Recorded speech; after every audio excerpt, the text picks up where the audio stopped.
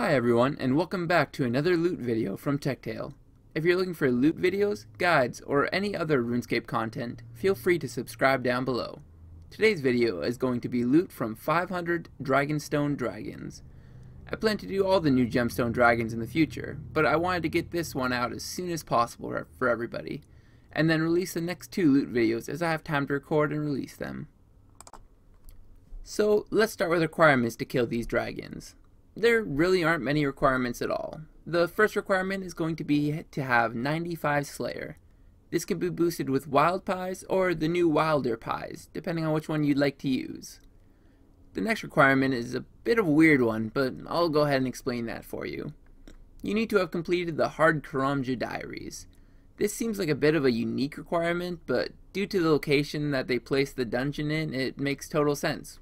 Obviously, the best place to put the dragonstone dragons and all the other gem dragons would be in a mine with gemstone rocks. And seeing as how that's unlocked with the Hard Karamja Diaries, presto changeo, requirement is born. And last of all, you need to either be on a Slayer assignment or you need to be willing to pay to get into the dungeon. The mechanic that they use to pay is based on the number of kills that you're doing. I personally was not on a Slayer task for any of these, and as such I paid 250 uncut dragons to be able to kill the 500 dragons that I killed. Honestly, I think they were just trying to put an item sink into the game for uncut dragons, but it really does decrease the amount of gold that you're going to be earning from these if you aren't on task, so keep that in mind. Next up, I am going to send you over to a clip to show you how to kill these beasts. Hey there, and welcome to the strategies portion of this guide on how to kill the dragonstone dragons. The preferred method of killing them is going to be with range. I personally am using a noxious bow. That's because that's one of the best bows. Obviously, Saren bow is a little bit better. I don't have the money for that though, so I am going to be using a noxious bow during this. I also am using a couple of augmented items, Armadillo chestplate and Carol skirt. Carol skirt is only because it is quite a bit cheaper than the Armadillo, the plate legs, or I believe it's actually a plate skirt, but whatever. I'm going to be using Carol's just because it's so much cheaper and it's going to get me a little bit cheaper invention experience. You can exchange that with a power armor if you're actually looking to kill these as efficiently as possible. The augmented armadillo chestplate, it's about the same cost, and I do plan on breaking this down just so I can get some armadillo components. So I may as well augment it, get it up to at least level 9 so I can get the quadruple components from it. I am also using armadillo helmet, boots, and gloves. That's just for the extra little bit of range bonus. The armor isn't super important here. As long as you have a T90 weapon, you will easily be killing them fast enough with Soul Split to continuously have your health come back.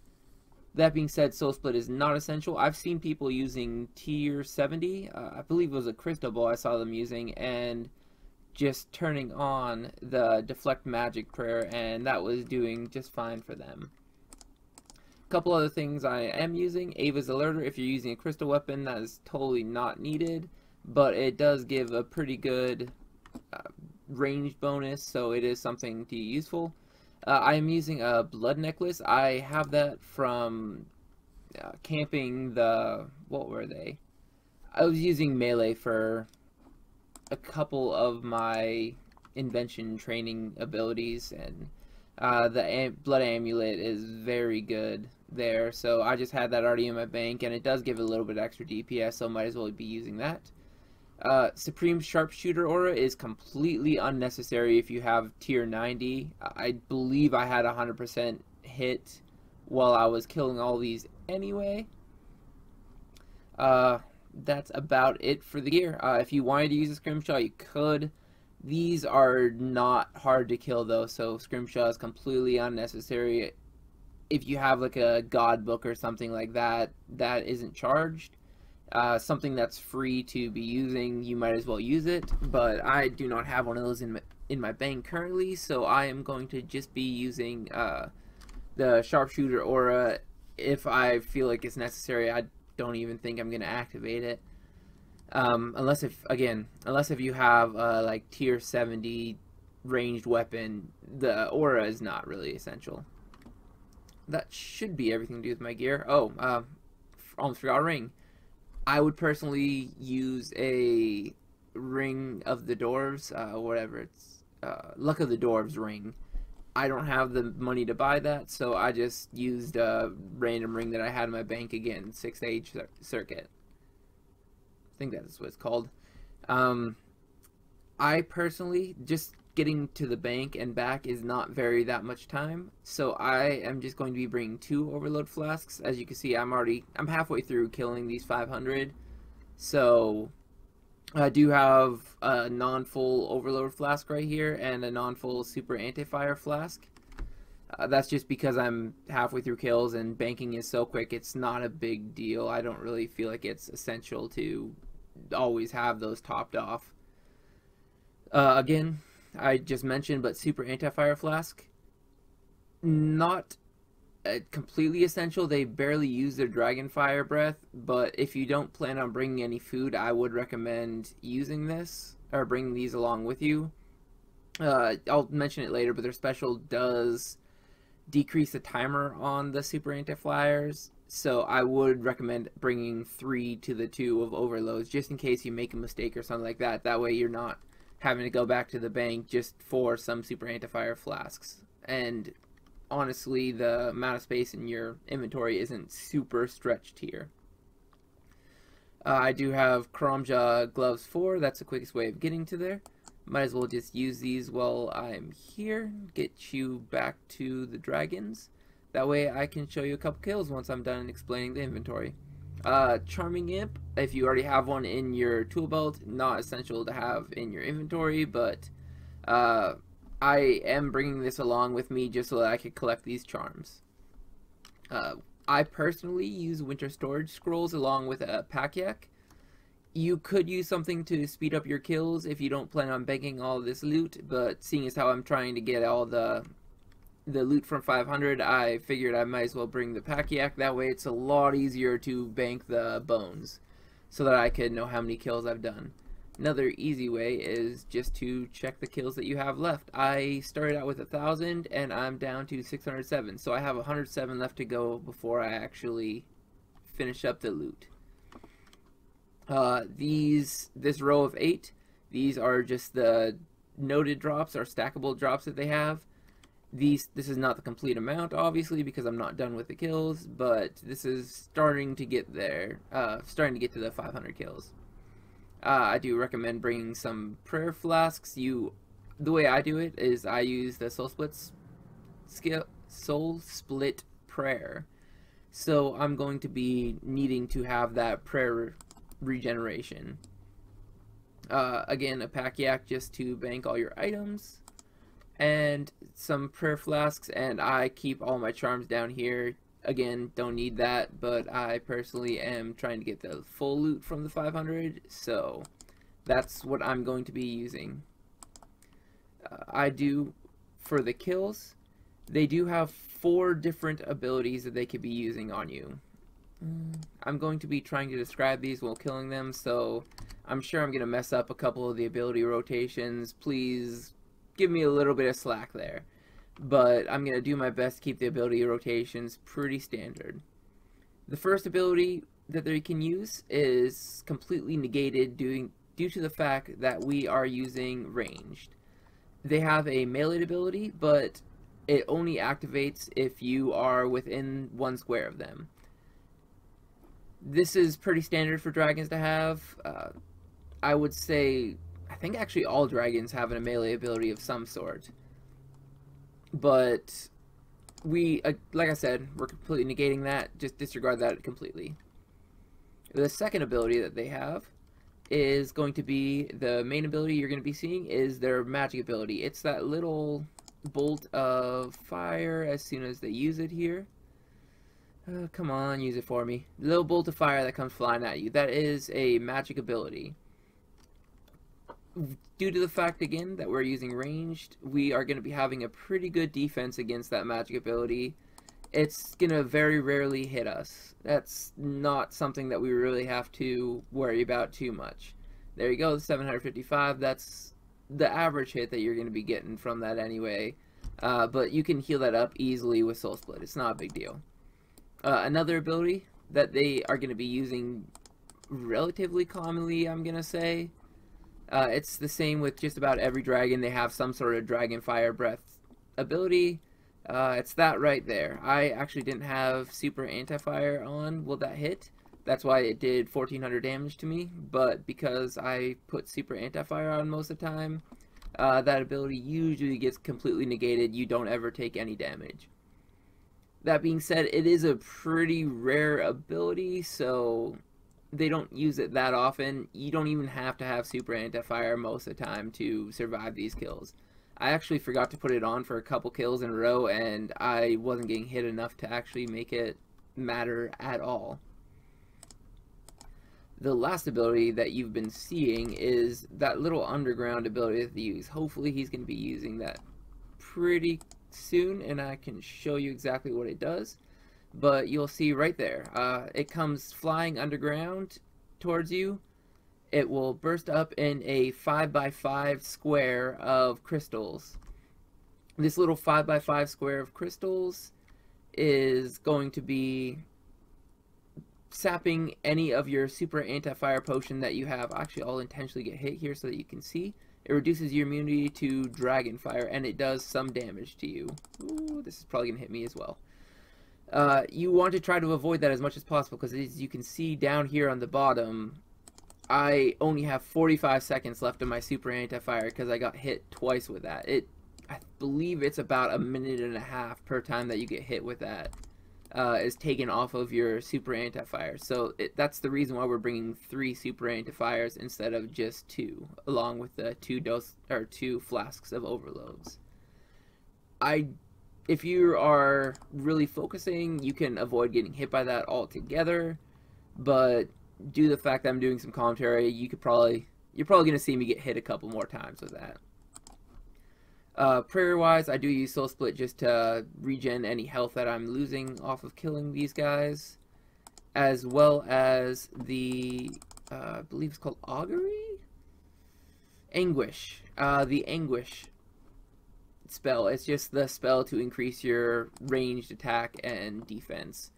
It's not, again, essential to be using that, but it does increase the speed of kills a little bit. So I'm going to go over exactly how I'm killing these. Usually when I'm actually focusing, I will have a rotation of 2 different kills. The first kill, I'll just be using thresholds like I am here. Anytime the threshold pops up, unless if the dragon is on really low health, I am going to be using a threshold of either snapshot or rapid fire. I see the dragon's on very low health here, so there's no use queuing up my rapid fire or snapshot. That's what it's called. There's no reason for me to queue up the snapshot just to waste adrenaline. I would usually be adrenaline stalling here. I would be using anticipate or freedom. That way I do not use any adrenaline while I am picking up the loot on the ground. And then I will activate Death Swiftness right at the beginning of the kill, make it up to 50% adrenaline, and then use a rapid fire. That's usually enough to kill the dragon. And then the next kill, I will go back to just using thresholds whenever I possibly can. This is the way I currently am doing it. I'm just currently camping one spawn. They respawn quickly enough that it's not a whole big deal. As you've been seeing, I have been using my Pakiak special ability to bank any of the adamant dragon bones. But besides that, it's pretty easy loot. It only has 8 stackables, and it has the bones that are definitely worth banking because they're worth about 7k a piece. That's where the majority of your loot is probably actually going to be coming from. One last thing I want to show you, if I can dodge this, not screw up this kill, is the way the drops are done at this dragon. Usually you will have a bone drop, and then you'll have one other drop, just with most monsters. But these ones actually drop 2 drops. In this case, I got a Runite Bolt and a Games Necklace 8. Usually they are dropping... this is not where I want to be. Usually they are dropping 2 drops. Every once in a while you'll only see 1 drop on the ground. Usually that's because you got 2 of the same drop. Like you'll get 2 drops of 4 Runite Bolts. That doesn't really matter too much. It just matters with how much loot you're getting, really. But it's just a cool little thing that they did with these dragons. As you can see, there's no like really big ticket items in my inventory. All of these are pretty standard loot. Obviously, you'll be seeing here shortly exactly how much I'm going to be getting from these 500 kills. But until then, I'll be back in a couple seconds as soon as I finish these up. Hey everyone, now we're in the loot section of this. This is obviously the place everybody's been waiting for. After these 500 kills, you can see my charm count here. I did use a charming imp, so I did get all the charms. They drop in batches of 3, which is why I was able to get over 500 charms in these 500 kills. Looks like they had approximately a 50% chance of not dropping charms at all, but I didn't really do the math on that. If you are looking for green charms, this is a mediocre way of getting them. There's many better ways of getting the green charms, but they do drop a little bit of green charms. It's not why you're going to be coming here, though. As you can see from my loot as well, there's not a whole lot of loot here. I'll go ahead and send you into a price check as I'm doing this. There are obviously a lot of coins here. I did empty my money pouch. Somehow I got 16 coins. I'm not exactly sure how that happened. But I did end up with 992,000 coins. I would imagine it was a rare drop table drop that had some random amount of coins. I wasn't really keeping track of every single drop I was getting. I was just putting them into my inventory. Next thing, it's about 8 different things that they drop. All of these are noted. From the emerald bolts until the emerald rings, they're all noted, and I managed to pick up all of these. Well, sorry, noted or stackable. Just as I was going, I ended up picking up all these, and they ended up coming out to about 3 million worth of profit just from those. The emerald bolts, I'm not really sure what they're thinking with these. I don't know how many people actually use emerald bolts anymore. I know that when Corp was a big thing that they were getting used a lot, but they drop an enormous amount of these emerald bolts tips here. Do have some games necklaces. I'm assuming that these can just be used as breaking down components for invention, but it's up to you guys what you use them for. I'm just going to sell everything at the end.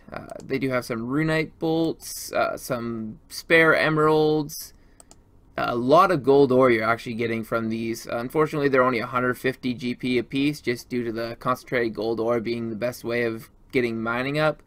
But they do drop quite a bit of gold ore if you're looking for that and for any reason. Honestly, it's not that fast a gold ore either, though. Most of these drops are just unremarkable drops, really. They do have dragon bolt tips as well. You can see the rest of it, though. You got some diamonds and some emerald rings. Nothing really much to note. Honestly, if you see any of these drops, you're not really getting much of any profit from these creatures. You're looking for the big coin drops, and you're looking for these rune crossbows here. I did get 8,000 every single time one of these dropped. And then the other major thing that you're looking for is these adamant dragon bones. You're going to want to be picking these up because this, as you can see, 3.7 mil that I made from these. So end up with a 6.7 mil profit from these. I am going to go ahead and sell everything here so that you could see an actual price check of everything that I got. Be back in a second. Hey there, so everything just finished up selling. I did only sell 12 of the rune crossbows. I outed the last two. I wasn't even able to get 5,000 per piece for the last two. I did try to sell the adamant dragon bones for a little bit higher. I was trying to get like 8.2k for them, but they ended up selling for about 7.9. If I was a little bit more patient, I probably could have gotten the 8.2 thousand if I really was being patient with it. The rest of these I just try to sell as quickly as possible. I was getting about 1,000 a piece for the runite bolts and 1.7k for the games necklace 8. The emerald bolt tips did crash quite a bit though because of this update. You get so many of these, and like I was saying, nobody uses emerald bolts at all from what I'm aware. I know they used to for court, but that's not something that you do anymore. So a lot of these items were crashing, unfortunately, so I only managed to get just shy of 6.7 million. That seems like pretty good loot. It did take me about 6 hours to do, so it's about 1 mil per hour. But then you have to take into account the cost of all the items that was consumed. I did pay for 250 uncut dragonstones for those 500 kills, which added up to about 2.8 million, 2,800,000. So take that off of there. I also did use winter storage scrolls, which is another 100,000 plus a couple yak pouches. I didn't even take into consideration the overloads or the super anti-fires because I just used them for getting to 99 herb lore long time ago. So I didn't really take those into consideration with the costs. But then there's another about 1 million that I used in prayer flasks to supply the soul split and the, what is it called, anguish? The anguish curse while I was doing all this. So you end up with only about a profit of about 3 million for 6 hours, or about 500k per hour if you're doing these off a Slayer task. On Slayer task, they do end up coming out to a profit of about 5.5 million for about 6 hours, so you're closer to 1 mil per hour, assuming that you're using tier 90. But honestly, you can get a lot better from Slayer. This is not one of those Slayer tasks that you're going to want to be doing. I would personally recommend canceling this task or even blocking this task, depending on how the next 2 loot videos go. It's definitely not worth killing dragonstone dragons for a task of gemstone dragons. Like I said before, though, we will be having the next 2 dragons released within the next week or 2. I'm going to try to get the Onyx and the Hydrix dragon out as quickly as I possibly can. I already have a couple of other things recorded and just need edited in. A couple of other videos that I'm working on, so those should be getting out as soon as possible. If you're watching this in the future, they may even already be out. Go ahead and check out my channel. If you end up in my channel and would like to subscribe, see all of my future content, go ahead and click that button. I would appreciate a like and a comment if you appreciated this video. Everybody have a good day. This has been a TechTale production.